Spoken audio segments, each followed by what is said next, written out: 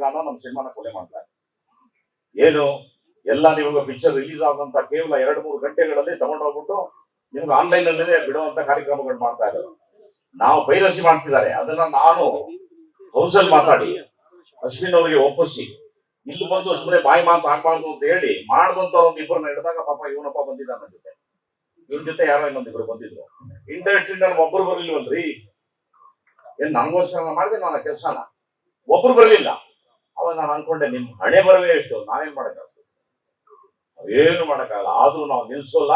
ಈ ಸಲಿನೂ ಹೋದಾಗ ಅಶ್ವಿನ್ ಅವ್ರಿಗೆ ಅಡ್ಡ ಆಗ್ದೆ. ನಮ್ಮ ಬಿಜೆಪಿ ಸಭೆದು ಮೀಟಿಂಗ್ ನಡೀತಾ ಇತ್ತು, ಅವ್ರು ಬಹಳ ಸೀರಿಯಸ್ ಆಗಿದ್ರು. ಸರ್ ನಿಮ್ಮ ಹತ್ರ ನಾನು 2 ನಿಮಿಷ ಮಾತಾಡ್ಬೇಕು ಅಂತ. ಆಗಲ್ಲ ಅಂದ್ರು. ತುಂಬಾ ಧನ್ಯವಾದ ಅಂತ ಹೋಗ್ತಾ ಇದೆ ಕೋಪ ಮಾಡ್ಕೊಂಡು. ನನ್ನ ಬಾಬಾ ಏನಂದ್ರು, ಅವ್ರಿಗೆ ಹೇಳಿದೆ ಸಿನಿಮಾ ಅನ್ನೋದು ರಸ್ತೆಗೆ ಬಂದಿದೆ ರೀ, ಮೊಬೈಲಿಗೆ ಬಂದಿದೆ. ನಾನು ಎಕ್ಸಾಂಪಲ್ ಹೇಳಿದೆ, ನಾನು ನಮ್ಮ ಮೈಸೂರದಲ್ಲಿ ಯಾವುದೋ ಒಂದು ಕಾರ್ಯ ಮಾಡಕ್ ಹೋದಾಗ ಒಂದು 23 ಜನ ಹುಡುಗರು ಕೂತಿದ್ರು, ಏನೋ ನೋಡ್ತಾ ಇದ್ರು. ನಾನು ಸುಮ್ಮನೆ ಮಾವನ್ ರೇಗ್ಸೋದಲ್ಲ, ಏನೋ ಪೊಲಿ ಪಿಕ್ಚರ್ ನೋಡ್ತಿದ್ದಲ್ಲ. ಇಲ್ಲ ಅಣ್ಣ ದುನಿಯಾ ವಿಜಯ್ ಪಿಕ್ಚರ್ ನೋಡ್ತಾ ಇದೀವಿ ಅಂತ ಅಂದ್ರು. ಅದು ಇನ್ನೂ ಥಿಯೇಟರ್ 3 ದಿನ 4 ದಿನ ಆಗಿತ್ತು. ಒಂದು 23 ಜನ ನಮ್ಮ ಹಳ್ಳಿನ ನೋಡ್ತಾ ಕೂತಿದ್ದಾರೆ.